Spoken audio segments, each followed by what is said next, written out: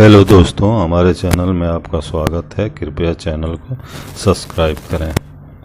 चलो कहानी शुरू करते हैं। एक वन में एक सियार रहता था, लेकिन वो अक्सर ही साथी सियारों का उपहास करता था, उनसे लड़ता था।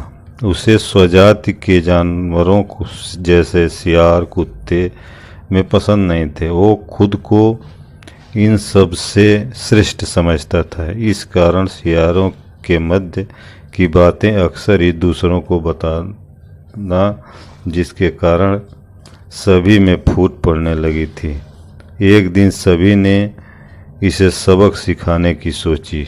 उन्होंने सोचा, इसकी थोड़ी पिटाई करेंगे तो इसे समझ आ जाएगा। आखिर है तो अपना ही वाला, इसे सुधारना अपना ही काम है। ऐसा सोच सभी बांस के डंडे लाकर उसकी तरफ मारने के लिए दौड़े। उन्हें अपनी तरफ आता देख सियार भागने लगा और एक नीले थोथे की बाल्टी में घुस गया। जब बाहर निकला तो वह पूरा नीला हो चुका था। उसे देखकर कोई भी पहचान नहीं पा रहा था। उल्टा नीले रंग के जानवर को देखकर सभी उससे डर कर भाग रहे थे। यह देख उसे बहुत मज़ा आ रहा था।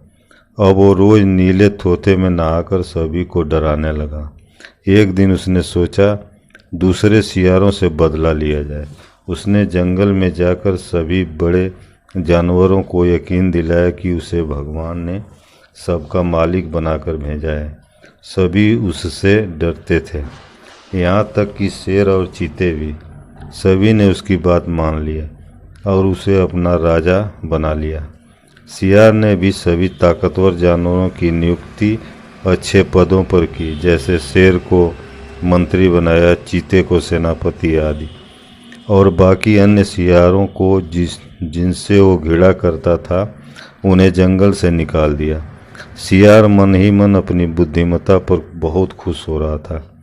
जो लोग उसे सबक सिखाने की सोच रहे थे, उन सभी को उसने जंगल से बाहर कर दिया था। उसका बदला पूरा हो चुका था। जंगल की व्यवस्था बहुत अच्छी चल रही थी।